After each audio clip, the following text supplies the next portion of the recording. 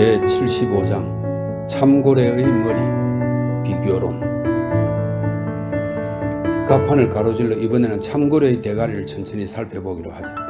기품 있는 향유고래의 대가리는 그 형태를 대충 로마 전차의 특히 둥그런 앞쪽에 비유할 수 있다. 그리고 참고래의 그것을 대충 말하면 발가락 부분이 옛 지중해의 갤리슨 모양을 한 구두와 비슷하게 생긴 그다지 세련되지 않은 모습이라고나 할까? 200년 전 네덜란드의 한 늙은 항해자는 그 모양을 구두방에서 쓰는 목형에 비유했었다.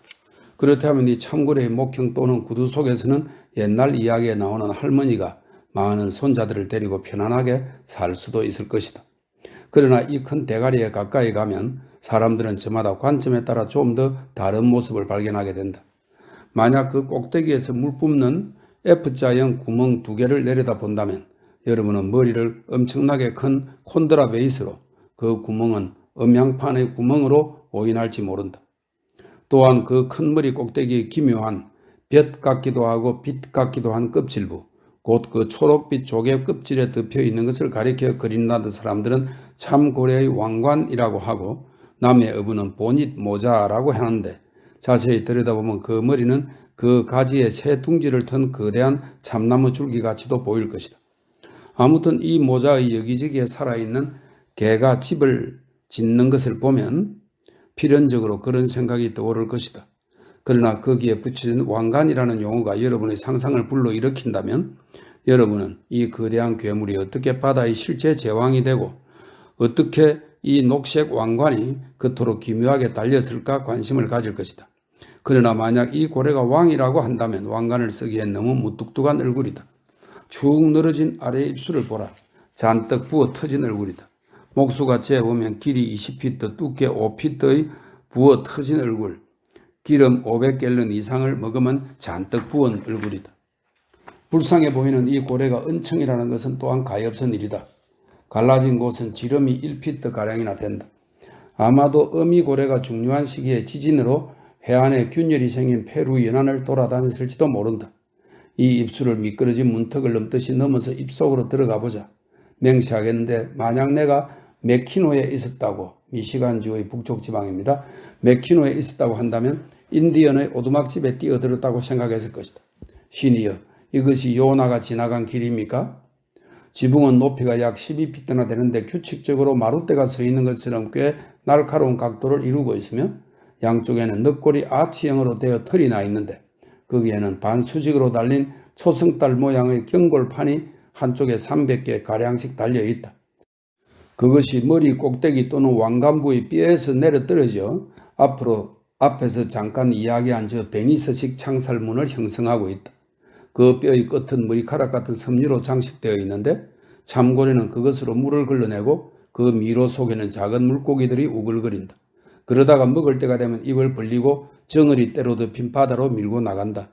이 뼈의 창살문 중심부는 자라난 순서로 늘어서 있는데 거기에 이상한 줄, 곡선, 움푹 팬 곳, 뾰족한 곳 등이 있어 어떤 고래잡이는 참나무의 나이를 나이테로 알듯 그것으로 그 고래의 나이를 알아낸다. 이 기준의 정확성을 보정할 수는 없으나 비슷한 것들을 근거로 미루어 짐작하건대 거기에 무언가 신빙성이 느껴진다. 아무튼 만약 그에 따른다면 참고래의 나이는 우리가 얼른 보고 추정하는 것보다도 훨씬 더 많다는 것을 인정해야 된다.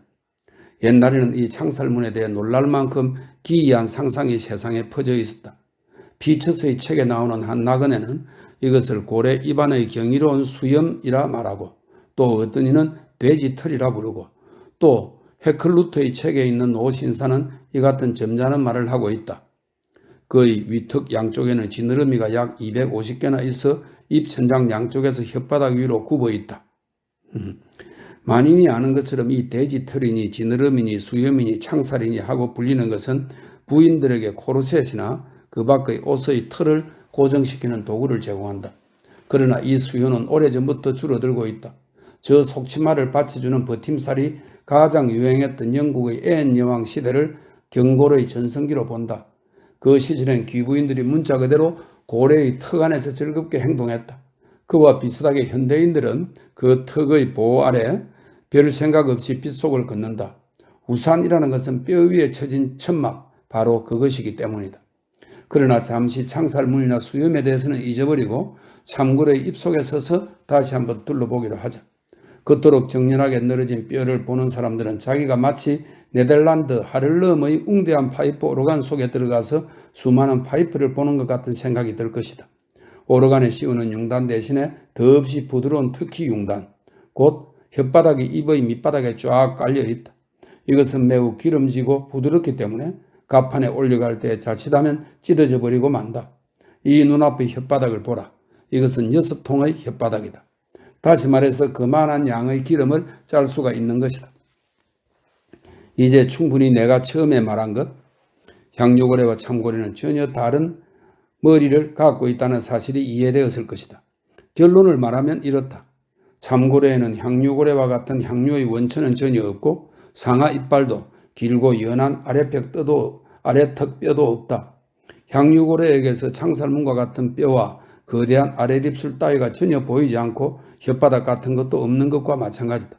그리고 참고래는 물 뿜는 구멍이 2개 있지만 향유고래는 하나밖에 없다. 머리 수건을 쓴 이 두 숭음한 머리가 아직 나란히 매달려 있는 동안에 이별을 아쉬워하면서 바라보기로 하자. 머지않아 하나는 남모르게 바다에 던져질 것이고 또 하나도 곧 그 뒤를 따라갈 테니까. 저 향유고래의 표정을 알아낼 수가 있겠는가? 숨이 끊길 당시에 그대로 이마에 있던 몇 개의 긴 주름살이 지금은 지워져 있는 것 같다. 나에게는 이 넓은 이마가 명상에 의해서 죽음을 초월한 자에게서 보이는 대초원 같은 평정으로 가득 찬 것 같이 보인다. 그러나 또 하나의 머리의 표정은 어떠한가? 저 놀라운 아래 입술이 우연히 배천에 눌려서 단단히 턱을 안고 있는 것을 보라.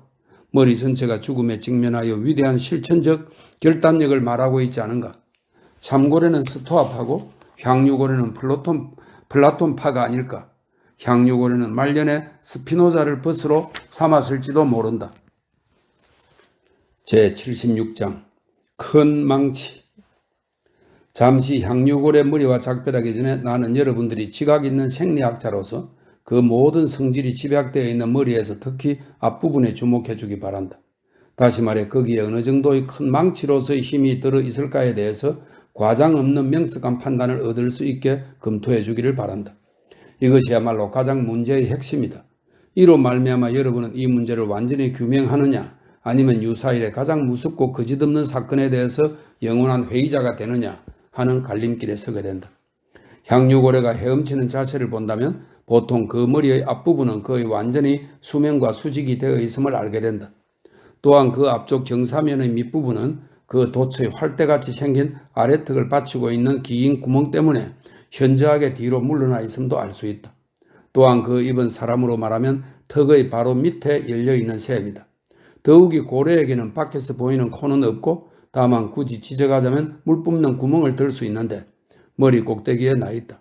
또 그 눈과 귀는 양쪽에 있는데 몸의 앞부분에서 3분의 1이나 뒤로 물러선 곳에 붙어 있음을 알 수 있다. 그러니까 향유고래 머리의 앞부분은 한 개의 기관도 없고 아무런 부드러운 돌출구도 갖지 않은 무감각한 벽이 되는 셈이다. 뿐만 아니라 이 앞부분에서는 훨씬 아래로 내려온 뒤쪽 경사면에서만 아주 조금 뼈 같은 것의 흔적이 있고 완전한 두개골부는 앞면에서 20피트나 더 내려가지 않으면 안 된다. 다시 말해서 이 방대한 뼈 없는 머리 전체는 이른바 한 개의 뭉치인 것이다. 마지막으로 곧 알게 되는 일인데 이것은 그 일부의 가장 순수한 기름을 머금고 있다. 그러나 그 부드럽다고 생각되는 것을 참으로 단단하게 덮고 있는 물질의 성질에 대해서 여러분이 몰라서는 안 되겠다. 언젠가 전에 비계가 고래의 몸을 마치 밀감 껍질처럼 싸고 있다고 말한 적이 있다. 머리도 마찬가지다. 다른 점이라면 이 머리를 싼 것은 두껍지는 않지만 뼈가 없으면서도 그것을 다루어 보지 않은 사람도 상상도 할 수 없을 만큼 단단하다. 아주 억센 남자의 팔이 던지는 가장 날카로운 작살이나 창도 아무런 반응 없이 퉁겨져 나온다. 향유고래의 앞부분은 말굽으로 쌓여 있는 것과 같다. 그 밑바닥에 어떠한 감각이 존재하고 있으리라고는 생각되지 않는다. 하나 더 생각해 줬으면 하는 것이 있다. 커다란 동인도 무역선 두 척이 짐을 가득 실은 채 또 안에서 부딪히려고 할 때 선원들은 어떻게 하는가? 막 충돌하려고 할 때 그 중간에 철이나 목재 같은 그저 딱딱하기만 한 물건을 매달지는 않는다. 극히 두껍고 딱딱한 쇠가죽으로 만든 밧줄 태와 코르크를 잔뜩 넣은 크고 둥근 물체를 거기에 넣는다. 이것이 참나무 지뢰나 쇠 지뢰를 사정없이 깨뜨릴 만한 충격을 용감하게 받아내어 손해를 맞게 된다. 바로 이 사실이 내가 말하려고 하는 바를 충분히 밝혀줄 것이다. 그러나 여기에 나는 하나의 가설을 덧붙이려 한다. 보통 어류는 불해라는 것을 갖고 있어서 제 몸을 마음대로 팽창시키고 수축시키는데 향유고래는 내가 알기로는 그런 것을 갖고 있지 않다. 더욱이 그가 머리를 수면 아래로 완전히 집어넣었다가 금방 다시 높다랗게 물 위에 떠올라 헤엄치는 것을 생각할 때, 또한 그 덮은 것이 어떠한 것에도 방해되지 않는 탄력성을 지닌다고 생각하고 그 머리 내부의 특수성을 생각할 때, 그 신비한 벌집 모양의 폐장은 여태껏 알려지지 않았고 의심받은 적 없는 연관을 외부 공기와 갖고 있어서 대기의 팽창과 수축에 민감하게 감응한다는 가설에 이르지 않을 수가 없었다. 그렇다면 모든 자연 요소 중에서도 실체가 없고 가장 파괴적인 공기의 도움을 받은 한가할 수 없는 강한 힘도 상상해 볼 만하다. 생각해 보라. 안에는 가장 가벼운 공기를 지니고 있으면서도 아주 단단하고 허물어지지 않는 이 철벽을 산더미같이 쌓아올린 제목처럼 코드로나 측량할 수 있는 큰 몸뚱이로 헤엄치지만 세상에서 가장 조그마한 곤충처럼 오직 하나의 의지에 따라 헤엄친다. 그러니까 나중에 내가 이 방대한 괴물의 온몸에 숨어 소용돌이 치는 특성과 힘의 집중력에 대해서 자세하게 이야기할 때, 또한 다시금 그에 대한 갖가지의 기괴한 일을 이야기할 때 무지에서 생기는 의욕을 모조리 버리고 다음 한 가지 사실, 즉 향유고래가 다리엔 지역의 밑바닥을 뚫고 나가서 대서양과 태평양을 서로 섞으려 해도 눈썹 하나 까딱하지 말라는 것이다. 고래를 기르고 있지 않다면 그 진리에 대해서는 누구나 감상적인 시골뜨기에 지나지 않는다. 진리를 백일화에 드러낸다는 것은 다만 불 속에서 불을 끄는 셀러맨드 같은 괴물만이 하는 짓일 뿐 시골 사람들이 흉내낼 수 있는 일은 아니다. 무서운 이집트의 사이스에서 여신의 베일을 들어올린 어리석은 젊은이에게 어떤 운명이 덮쳐왔었는지를 생각해 보아도 좋을 것이다. 제77장 하이델베르그의 큰 술통. 드디어 큰 통, 대가리를 말합니다. 큰 통의 기름을 퍼내게 된다. 그러나 그것을 옳게 이해하려면 이제부터 수술하게 될 이상한 내부 구조에 대해서 약간의 지식을 가져야만 할 것이다. 향유골의 머리를 한 개의 장방향 고체로 가정하면 그 경사면을 따라 두 개의 버팀돌로 나눌 수 있다. 그중 아랫부분은 뼈 투성이인 두개부와 턱이 되고 윗부분은 전혀 뼈가 없는 기름진 고기 덩어리다. 그 폭넓고 부푼 앞부분은 수직으로 이마를 이루고 있다. 이 앞부분 한복판에서 수평으로 이 상층부를 쪼갠다면 거의 똑같은 두 부분이 되는데 이것은 두꺼운 힘줄벽 같은 것에 의해 본디 갈라져 있던 것이다. 분할된 것의 아랫부분, 즉 지방조직이라고 불리는 것은 기름이 가득 들어찬 커다란 벌꿀 주머니 같은 것이어서 단단하고 탄력 있는 흰색의 섬유질이 전면을 덮고 있고 무수한 세포가 종횡무진으로 교차되어 있다. 윗부분은 케이스라고 불리는데 향유고래의 경우에는 저 하이델베르그의 큰 술통으로 보아도 좋을 것이다. 그런데 이 유명한 하이델베르그의 큰 술통이 그 앞면에 신비로운 조각이 새겨져 있듯 저 고래의 주름 투성이의 커다란 앞부분도 그의 위대한 통을 수수께끼처럼 장식한 이상한 무늬로 가득 차 있다. 또한 저 하이델베르그의 큰 통이 항상 지극히 순수한 라인 계곡의 포도주로 채워져 있다면 이 고래의 통에는 훨씬 향기롭고 귀중한 기름, 다시 말해서 아주 순수하고 투명하고 향기로운 경내유가 담겨 있다. 이 귀중한 보물의 순수함에 비교될 만한 다른 것은 고래의 어느 부위에도 찾아볼 수 없다. 살아있는 몸속에 있을 때는 완전한 액체로 있지만 죽은 뒤 일단 대기에 닿으면 즉시 굳어지기 시작하여 마치 겨울을 알리는 물에서 막 생긴 최초의 얇고 섬세한 얼음처럼 아름다운 어린 나뭇가지의 결정체를 만들어낸다. 큰 고래의 기름 구멍은 보통 500갤런의 기름을 산출하는데 간혹 불가피한 조건에 처해지거나 엎질러지거나 흘려버릴 수도 있고 때로 채취자가 될 수 있는 대로 많이 채취하려다 그 지독히 힘든 작업 중에 엎질러서 다시 돌이킬 수 없게 되는 수도 있다. 하이델베르그 큰 통의 내부가 얼마나 아름답고 값비싼 물질로 칠해져 있는지 모르지만 향유 고래의 안 표면을 이루는 고급 외투의 안감처럼 광택이 있고 진주빛이 나는 엷은 막에는 미치지 못할 것이다. 보면 알 수 있겠지만 향유고래의 하이델베르그 통은 머리 윗부분의 전 길이에 걸쳐 퍼져 있다. 그러니까 고래 머리는 전체 몸 길이의 3분의 1을 차지하고 있는데 상당한 크기의 고래에 있어서 그 몸 길이를 80피트라고 친다면 이 고래의 통은 배전에 세로로 매다는 경우 26피트 이상이 된다는 계산이 나온다. 고래머리를 자를 때와 마찬가지로 수술자의 칼은 다음에 향료통으로 들어갈 점을 겨누어 깊이 찌르게 된다. 그럴 때 그는 부주의한 서툰 칼질로 귀중한 내용물을 엎질러 버리지 않도록 각별한 주의를 기울인다. 그런 후 그 잘린 머리는 드디어 수면에서 높이 달려 올라가 절단용의 거대한 코페에 묶여서 매달리게 되는데 그 사암 밧줄의 뒤엉킴은 주의 가득히 가히 밧줄의 왕이라고 할 만하다. 밧줄의 황녀라고 할 만하다. 여기까지 말했으니 다음은 여러분의 주의를 경탄할 만하고 그리고 특히 이번에는 섬뜩한 작업, 곧 향유고래의 하이델베르그 통의 기름을 퍼내는 작업으로 돌려주기를 바람하지 않는다. 제78장 저장통과 양동이. 태수태구는 고양이처럼 민첩하게 높이 올라가서 삐죽 나온 큰 돛대의 활대 끝 위로 꼿꼿한 자세로 달려 큰 통이 매달려 있는 곳까지 간다.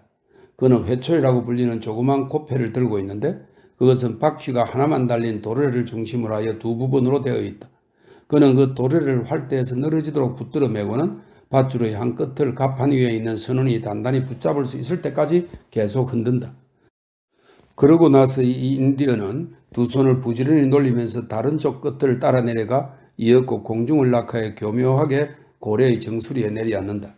거기서 아직도 선원들보다 높은 위치이다 이렇게 되어 있습니다. 거기서 그는 모든 사람들을 향해서 마치 특히 회교도의 기도 시각을 알리는 사람이 첨탑 꼭대기에서 선남 선녀들에게 기도하라고 외치는 것처럼 외쳐댄다. 그러면 손잡이가 짧은 예리한 고래삽이 주어지는데 그것으로 그는 신중히 기름통의 어디쯤에 구멍을 뚫을 것인가를 조사하기 시작한다. 이 작업을 할 때 그가 주의력을 집중하는 모습이란 그야말로 오래된 집에서 보물을 찾는 자가 그 황금이 감춰져 있는 곳은 어딜까 하고 벽을 두루 두드리며 살피는 것과 흡사하다. 이 면밀한 조사가 끝날 때쯤이면 쇠퇴를 끼운 단단한 양동이, 마치 우물의 두레박 같은 양동이가 회초리의 한 끝에 달리고 다른 한 끝은 갑판을 가로질러 민첩한 서너 명의 손에 쥐어지게 된다. 그들은 양동이를 인디언이 잘 받아낼 수 있도록 끌어올린다. 그러면 또 한 사람이 긴 장대를 그에게 건네준다. 그 장대를 양동이에 꽂고 태수태고는 그것을 고래의 기름통 속에 완전히 잠길 때까지 쑤셔 넣는데 그러고 나서 작은 코페에 있는 선원들에게 소리치면 양동이는 마치 우유 짜는 처녀가 방금 우유를 짜는 통처럼 다시 거품을 일으키면서 나타난다. 그 철철 넘치는 그릇은 높은 데서 조심스레 내려져서 기다리고 있던 손에 의해 곧 커다란 통 속에 부어진다. 그런 뒤 양동이는 다시 달려 올라가고 같은 작업이 되풀이된다. 이와 같은 일이 오래지 않아 기름통이 텅 빌 때까지 계속된다.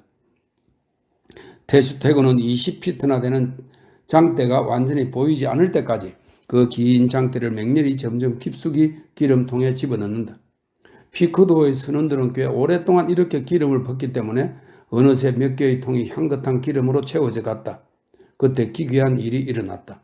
주위를 게을리하여 고래 머리를 매단 굵은 밧줄을 움켜쥐었던 한 손을 순식간으로 놓았는지, 그렇지 않으면 발판이 몹시 불안정하고 미끄러웠는지, 그렇지 않으면 악마가 특별한 이유도 표시하지 않은 채 그렇게 한 건지 정확한 이유는 아직도 알 수가 없지만 아무튼 8번째인지 9번째인지의 양동이가 가득 채워져서 올라왔을 때 갑자기 오 신이여, 불쌍하게도 태수태구가 실제 우물의 두레박 한 쌍처럼 곤두박질을 해서 하이델베르그의 큰 통 속으로 떨어졌다.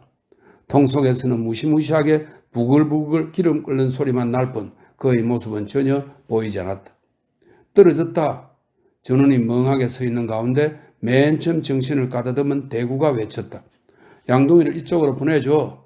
그는 밧줄을 잡은 손이 미끄러져도 떨어지지 않도록 한 발을 양동이 손에 띄었다. 태수태구가 그 기름통 밑바닥에 떨어져 닿기 직전 대구를 태운 양동이가 고래 정수리 위에까지 끌어올려졌다. 사람들은 더할 나위 없이 두려워하고 당황했다. 배천에서 내려다보니 조금 전까지 생기가 없던 머리가 바야흐로 어떤 위대한 사상에 눈뜬 것처럼 수면 바로 아래에서 요동치며 들썩이고 있었다. 그러나 그것은 불쌍한 인디언이 그가 떨어진 공포의 수렁에서 빠져나오려고 무의식적으로 허우적거린 데서 기인하였다. 그때 대구는 고래 머리 위에 서서 고래삽에 엉켜있던 밧줄을 풀려고 했는데 갑자기 벼랑간 귀층을 찢는 듯한 소리가 났다. 전원을 말할 수 없는 공포에 떨게 하면서 고래머리를 매달았던 거대한 두 개의 갈퀴 밧줄 중 하나가 끊겨 그 커다란 머리가 크게 옆으로 흔들리는 바람에 술 취한 배가 얼음산에 세게 부딪힌 것처럼 비틀거리며 기울었다. 머리가 이렇게 세게 흔들리는 것을 보면 모든 중량을 감당하고 있던 나머지 갈퀴 밧줄도 금방 끊어지고 말 것 같았다. 내려오라고 선원들이 대구를 향해서 외쳤다. 그러나 금둥이는 고래머리가 떨어져 나가더라도 공중에 매달려 있기 위해서 한 손으로 굵은 밧줄을 단단히 움켜쥔 채 엉클어진 밧줄을 다 풀고 양동이를 허물어진 기름통 속에 집어넣어 거기 매장된 작살잡이가 그것을 붙잡으면 끌어주려 올려주려 하고 했다. 제발, 스톱이 고함을 쳤다. 자네 탄약통을 수십박을 작정인가? 그만둬. 그건 안 돼. 쇠퇴를 두른 양동이가 대슈태고 머리에 부딪혀서는 안 돼. 그만둬. 활차를 치워. 폭죽이 터지는 듯한 목소리로 누군가가 외쳤다.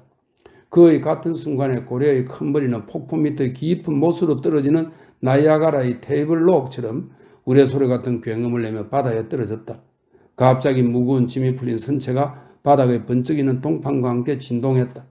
대구가 사람들의 머리 위를 지나 바위 위로 휙 나가 떨어지자 전원은 숨이 막히는 듯했다. 짙은 안개 같은 물보라 속에서도 대구는 시계추처럼 도르래에 매달려 있는 것이 보였지만 불쌍하게 생매장된 대슈태고는 바닷속으로 자꾸자꾸 가라앉았다.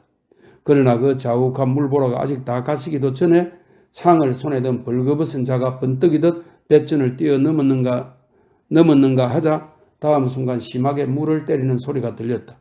우리 용감한 퀵해그가 그들을 구조하려고 뛰어든 것이다. 모두들 한 덩이가 되어 배전으로 달려갔다. 모든 눈동자가 1초 또 1초 작은 물길을 하나도 놓치지 않고 지켜보았지만 가라앉은 사나이도 뛰어든 사나이도 보이지 않았다. 몇 사람인가가 이번에는 보트를 잡아타고 저어가기 시작했다. 헛 단조롭게 들리는 도르래의 끝부분에 올라타고 있는 대구가 소리 높이 외쳤다. 그러자 배전에서 훨씬 멀리 떨어진 푸른 파도 속에서 팔 하나가 마치 묘지의 푸른 잔디 위로 내밀어진 것 같이 무시무시하게 쑥 올라왔다. 됐어. 두 사람이야. 대구는 다시금 환호성을 올렸다. 곧 퀵해그가 한 팔로 힘있게 헤엄쳐 나오면서 다른 한 팔로 인디언의 긴 머리를 움켜쥐고 오는 것이 보였다.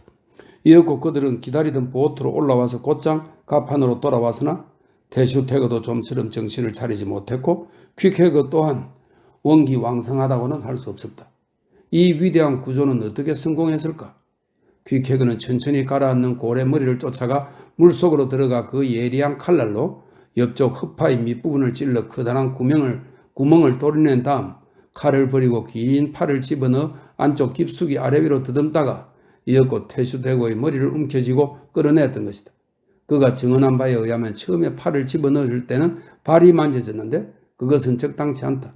실패의 원인이 될 것이라고 생각하며 그 다리를 도로 넣고 교묘하게 흔들어서 인디언을 한 바퀴 돌리는 데 성공했다는 것이다. 그래서 올바른 형태, 다시 말해서 머리부터 나오게 한 것이다. 고래의 머리가 대체로 이쪽의 뜻대로 움직여 주었다고 볼 수 있다. 그리하여 퀵해그의 용기와 훌륭한 산파역에 의하여 태슈태고는 집어 올려졌는데 가장 비참하고 또한 그의 절망적이라고 생각된 위험을 무릅쓰고 보기 좋게 성공한 이 일은 오랫도록 잊혀지지 않는 교훈으로 남았다. 산파역은 금술, 권투, 말타기, 노젓기와 똑같은 과정으로 가르쳐야만 한다. 이 게이헤드의 사나이, 태슈태고의 이상한 모험은 대부분의 육지 사람들에게는 믿어지지 않는 일일 것이다. 그러나 그들도 육지의 웅덩이 속에 사람이 떨어지는 것을 보거나 듣거나 한 일이 있을 것이다. 더욱이 그것은 결코 드문 일이 아니고 또한 고래의 웅덩이 주위가 매우 미끄러운 것을 생각해 본다면 이 인디언의 경우보다도 훨씬 필연성이 적은 것이다. 그러나 어쩌면 머리가 명석한 사람은 그래도 이상한데 하고 의심할는지도 모른다. 우리는 기름이 스민 향유고래의 머리는 가장 가벼운 코르크 같은 것으로 되어 있다고 알고 있다. 그런데 그대는 그것을 훨씬 비중이 큰 물질 속에 가라앉게 했다. 어떤가? 알겠는가? 천만에 모를 것이다. 저 태슈태우가 떨어졌을 때 이미 그 고래는 골통 속의 가벼운 내용물이 다 없어지고 다만 벽면에 두꺼운 힘줄의 층만 남아 있었을 뿐이다. 따라서 전에도 말했듯이 두 겹으로 두드러 만든 층이 되어 바닷물보다 무거워진 그 덩어리가 납처럼 가라앉는 것이다. 그러나 지금의 경우 이 물질이 가라앉는 힘은 아직 머리에 붙어있는 다음 부분에 의하여 견제되어서 극히 서서히 신중하게 가라앉았기 때문에 퀵해그는 삼파역의 묘기를 발휘하여 이른바 순산할 수가 있었던 것이다. 그렇다. 그것은 순산이었다. 그러나 태슈태우가 만약 저 머릿속에서 죽었다면 순백의 우아하고 향긋한 기름 속에서 숨져 성스럽고도 성스러운 고래의 비밀스런 지성소에 입관되어 장사 지내졌다면 그것은 얼마나 고귀한 죽음이라 말인가. 단 한 가지 이보다 월등히 아름다운 죽음을 당장 상기할 수 있다. 오하이오 주의 한 벌꿀 채집자는 속이 빈 나무에 갈라진 틈새 구멍에서 기막힌 꿀이 저장되어 있는 것을 발견하고 자기도 모르게 몸을 너무 뒤밀다 꿀 속에 빠짐으로써 좋은 향유의 축복을 받으면서 죽었다. 또 있다. 플라톤의 이상적인 꿀 속에 떨어져서 거기서 감미로운 죽음을 마친 사람들의 수는 얼마나 될 것인가. 제79장 대초원. 이 레비아단의 머리에 혹을 만지고 얼굴의 윤곽을 알아본다는 것은 아직 어느 인상학자도 골상학자도 해보지 못한 일이다. 이 일이야말로 라바트가 스위스의 신학자입니다. 라바트가 지보롤트의 바위 주름을 면밀히 조사한 것이라든가 고리, 판테온의 지붕에 올라가서 조사한 것만큼 바람직한 일로 보인다. 라바트는 그 유명한 저술에서 인간의 얼굴뿐 아니라 말이나 새나 뱀이나 물고기의 얼굴까지 면밀하게 연구하고 있으며 거기서 볼 수 있는 표현 양식의 변화에 대해서도 자세하게 이야기하고 있다. 또한 고올이나 그 제자 슈프르츠하임도 인간 이외의 생물의 골상학적 특징에 대해서 언급하고 있다. 그러니까 내게 선구자로서의 자격이 있다고는 생각지 않으나 아무튼 최선을 다해서 이 두 가지 반과학적 방법을 고래에게 적용해 보기로 하겠다. 온갖 방법을 시도하여 하는 데까지 해보겠다. 인상학적으로 보면 향유고래는 좀 변칙적이다. 코라고 할 만한 것이 없다. 그런데 코란 용모의 중심을 이루는 중요한 부분으로 얼굴의 표정에 변화를 주면서도 궁극의 통일점이 되는 것이므로 눈에 보이는 기관으로서의 코가 전혀 없다는 것은 고래의 얼굴 모습에 큰 영향을 준다고 생각된다. 정운을 아름답게 꾸밀 때도 첨탑, 둥근탑, 비석 따위의 탑이 없으면 그 풍경의 아름다움이 완전하게 되지 않는 것처럼 어떤 얼굴이라도 코라는 종탑이 우뚝 세워져 있지 않으면 인상학적으로는 말이 되지 않는다. 피디아스가 만든 제우스의 대리석상에서 코를 떼내어 보라. 나머지는 얼마나 비참하겠는가. 그럼에도 레비아다는 말로 다 할 수 없을 만큼 웅대하고 그 모양이 실로 당당하기 때문에 제우스상을 형편없게 할지도 모르는 그 결함도 그에게는 전혀 흠이 되지 않는다. 아니 더욱더 그의 장엄함을 더할 뿐이다. 고래에게 코 따위는 쓸데없는 물건에 지나지 않는다. 그의 거대한 머리 주변을 짐을 나르는 작은 배를 타고 인상학적 항해를 할 때 잡아당길 코가 있다고 해서 그에 대한 외경심이 어떻게 되는 것은 아니다. 위풍당당하게 옥자에 앉은 왕자를 보고 이것저것 터집을 잡는 것은 썩어 빠진 근성이다. 부분적인 특성을 볼 때 향유고래가 나타나는 경관 중에서 아마도 그 머리의 정면이 가장 당당한 풍모를 나타낼 것이다. 그야말로 숭엄하다.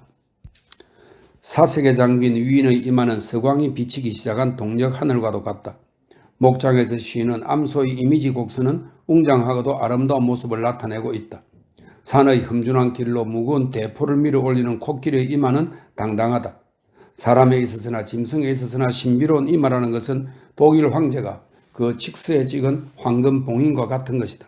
그것은 신이여 오늘 내 손으로 이것을 하나이다 하고 말하는 것이다. 그러나 대부분의 생물 아니 다름 아닌 인간에 있어서 이마는 다만 눈 사이를 따라 있는 한 조각의 땅 위엔 아무것도 아니다. 극히 드물게 섹스피어나 멜란히톤의 이마처럼 극히 높이 치솟은 것이나 또는 낮게 가라앉은 것이 있고 그 눈은 영원토록 맑고 물결 하나도 일지 않은 산의 호수 같다. 게다가 그 눈 위의 이마의 주름살에서는 고지의 사냥꾼이 눈 위에 사슴의 발자국을 쫓는 것처럼 사슴뿔 모양의 높은 콧대가 물을 마시려 내려오고 있음을 인정할 것이다. 그러나 대향유고래의 경우 그 이마의 깃들이 높고 위대하며 신성한 위엄은 무한하고 거대하여 그것을 정면으로 올려다보는 사람은 다른 어떠한 생물보다도 훨씬 강렬하게 신성함과 외경스러운 힘을 느낄 것이다. 다시 말해서 사람은 그 얼굴의 어느 한 점도 분명하게 파악할 수 없다. 그는 코, 눈, 귀, 입, 아니 얼굴로 불릴 만한 것을 가지고 있지 않다. 다만 한 개의 방대하고 둥그런 이마가 수수께끼의 주름이 잡혀 묵묵히 보트와 배와 인간의 괴멸을 간직한 채 숙여져 있다. 또한 그 옆 얼굴에 있어서도 이 놀라운 이마는 그것을 바라보는 사람으로 하여금 앞에서 보았을 때처럼 두려워서 엎드리게 하는 위대함은 지니지 않지만 결코 미약한 것이라고는 할 수 없다. 옆에서 분명히 알아볼 수 있는 것은 그 이마 한복판에 수평으로 달리고 있는 반달형의 홈인데 그것은 인간에게 있어서는 라바트 씨가 말하는 천재선에 해당하는 것이다. 그러나 무슨 소린가? 향유고래가 천재라고? 향유고래가 책을 쓰거나 연설을 한 적이 있단 말인가? 아니, 그의 천재성은 그가 그런 걸 증명할 만한 짓을 일절하지 않는다는 데에 명시되어 있다. 그 금자탑적인 침묵에 게시되어 있다. 그러므로 나는 생각하기를 만약 대향유고래가 저 여명기의 동쪽 나라에 알려졌다면 그는 그들의 우상 숭배적인 사고방식에 의해 신격화되었으리라고 본다. 그들은 나일강의 악어가 말이 없으므로 그것을 신격화했다. 향유고래도 혀를 갖고 있지 않다. 아니 설사 있다 하더라도 매우 작아서 끌어낼 수가 없다. 만약 앞으로 문화가 높고 시적인 어느 민족이 옛날의 즐거운 5월제의 신들을 다시금 생각하여 오늘날의 이기주의적인 하늘나라에 신들이 사라진 언덕에 다시 생명이 있는 것을 모시려고 한다면 그때는 대향유고래에게 제우스와 같은 왕위가 주어져서 모든 것을 주재하게 될 것이다. 샹폴리옹은 프랑스인 상형문자 해독의 권위자입니다. 샹폴리옹은 우둘투둘한 화강석에 새겨진 상형문자를 판독했다. 그러나 온갖 사람 및 생물들의 얼굴에 씌어있는 이집트어를 판독한 샹폴리옹은 없다. 다른 모든 인문학과 마찬가지로 인상학도 대수롭지 않은 우화에 지나지 않는다. 30가지 언어에 능통한 월리엄 존스경이 저 소박한 농부의 얼굴에서 깊고도 미묘한 의미를 잡아내지 못했다면 나 이스마엘과 같이 무식한 사람이 향유고래 이마의 외경스러운 갈대아 문자를 읽으려는 것은 금방진 소망일 것이다. 나는 다만 그 이마를 여러분 앞에 내어놓을 뿐이다. 할 수 있다면 여러분이 직접 읽어보기 바란다. 제80장 뇌. 향유고래가 인상학적으로 스핑크스라 한다면 그 뇌수는 골상학자에게는 면적을 구하기가 불가능한 기하학적인 원이다. 성장한 고래의 두개골은 길이가 적어도 20피트는 된다. 아래턱을 떼고 그 두개골을 옆에서 보면 그것은 편편한 기반 위에 놓여있는 완만한 경사면이라고 할 수 있을 것이다. 그러나 살아있을 때는 이미 말했지만 이 경사면은 물퉁물퉁하게 부풀어 올라 거대한 층을 이루는 지방과 말향 덩어리로 거의 차 있다. 상층부에서는 이 두개골은 그 덩어리를 넣는 분화구 같은 모양으로 되어 있는데 그 길고 큰 구멍 밑바닥에는 또 하나의 길이나 깊이나 10인치도 넘지 않는 구멍이 있어 거기에 겨우 한 주먹쯤 밖에 안 되는 뇌수가 들어있다. 산고래의 이마를 바라보면 뇌수가 20피트 길이는 좋게 될 것이라고 누구나 생각한다. 그러나 실은 그 웅대한 그 모양 속에는 퀴백의 복잡하고 거대한 성곽의 가장 깊숙한 요지 같은 것이 숨겨져 있다. 그야말로 비밀보석 상자로 놓여있는 것이므로 고래잡이는 단호하게 향유고래에는 수야드 용적의 경력의 이상으로 뇌수다운 것은 없다고 말한다. 그 향료가 기괴한 모양으로 겹치고 얽히고 설쳐 있는 것을 볼 때 사람들은 이 신비로운 자리야말로 그의 지능의 자리로서 어울리는 것이라고 생각한다. 그렇다면 이 레비아단이 살아 움직일 때 그 머리는 골상학적으로 말해서 완전히 망상임이 분명하다. 왜냐하면 이 참다운 두뇌가 어디에 있는 것인지 알아볼 수도 상상할 수도 없기 때문이다. 온갖 강대한 것이 그렇듯 고래도 세상에 대해서는 가짜 이마를 갖고 있다. 이 두개골의 향유 덩어리를 떼낸 다음 뒤끝의 꼭대기 깨를 뒤에서 본다면 그것이 같은 위치, 같은 각도에서 본 인간의 두개골과 닮았음에 놀랄 것이다. 만약 이 뒤를 향한 두개골을 사람의 그것으로 축소해서 인간의 두개골의 도판 속에 놓고 본다면 여러분은 자기도 모르는 사이에 혼동을 일으켜 그 꼭대기의 일부 움푹 패인 곳을 발견하고는 이 사나이는 조금도 자존심과 외경심을 갖고 있지 않군 하고 골상학적으로 평할 것이다. 그리고 이 결함과 그의 월등하게 큰 체구와 역량이라는 궁극적인 사실을 합쳐서 생각한다면 여러분은 가장 뛰어난 권력자에 대해 가장 바람직하지는 않지만 가장 진실된 관념을 훌륭하게 파악할 수 있을 것이다. 그러나 고려의 내수가 정말로 불균형하게 작다는 이야기를 도저히 납득할 수 없다는 사람에게는 다시 이런 설명을 써보기로 하자. 만일 어떤 네발 짐승의 척추를 자세히 관찰하면 그 척추골이 작은 두개골을 실로 깨어놓은 목걸이처럼 보이고 그것이 각각 두개골을 닮은 사실에 놀랄 것이다. 독일 사람들의 이야기로는 척추골이란 태화된 두개골이라 한다. 그러나 외관상의 이 이상하게 닮은 꼴을 인정한 것은 독일인이 맨 처음은 아니었던 모양이다. 다른 나라의 친구 한 명이 그가 죽인 적의 해골을 통나무 배의 뾰족한 뱃머리에 부조처럼 새겨 넣어 그것을 나타내 주었던 것이 있다. 그러니까 골상학자들이 그 연구를 소뇌에서부터 다시 척추골선으로 해나가지 않았다는 것은 중대한 실수였다고 본다. 인간의 성격의 대부분은 그 등뼈 속에 나타난다고 믿기 때문이다. 나라면 여러분들이 어떤 사람이거나 그 두개골보다는 등뼈를 만져보고 싶다. 밑둥이 가는 등뼈가 웅대하고 고상한 영혼을 바쳤던 일은 없다. 나는 지금 세계의 절반을 향해서 깃발을 나부끼게 하려고 당당히 서 있는 깃발처럼 나의 척추를 자랑으로 삼는다. 골상학의 척추부를 향유고래에 적용하자. 그 뇌수의 구멍은 첫째 경추골에 이어져 있는데 그 척추골은 척추공의 바닥이 직경 10인치, 높이 8인치, 그리고 그 밑바닥을 밑변으로 해서 삼각형을 이루고 있다. 차례로 척추골을 지나감에 따라 구멍은 차차 작아져 가는데 상당한 거리까지 그 큰 용량은 변함없다. 그리고 물론 이 구멍은 뇌와 마찬가지로 이상한 섬유 모양의 물질, 곧 척수 조직이 가득 차 있고 뇌와 연결되어 있다. 그뿐 아니라 뇌의 구멍에서 나와도 그 물질은 몇 피트나 조금도 가늘어지지 않고 거의 뇌수와 같다. 이와 같은 사정을 고려한다면 고래의 척추를 골상학적으로 검토하고 탐사한다는 것은 이치에 맞는 것이 아닐까? 어떻든 이런 연구 결과 그의 실제 뇌가 상대적으로 적은 것도 그 척수가 뛰어나게 거대하다는 것으로 보충이 되고도 남음이 있다. 그러나 이 암시는 골상학자 여러분의 손에 맡겨놓기로 하자. 나로선 그저 이 척수 학설을 향유고래의 혹과 연결지어 생각하고 싶을 뿐이다. 이 당당한 혹은 내가 보는 바로는 어느 대측골 위에 부풀어 올라있는 관계로 바깥으로 쑥 내밀어져 있는 것이 아닌가 생각된다. 그러므로 그 상대적 상황에서 판단해 나는 이 당당한 혹을 향유고래의 불효불굴의 정신을 표출한 것으로 간주한다. 이 거대한 괴물의 불굴성에 대해서는 앞으로 이야기하게 될 것이다.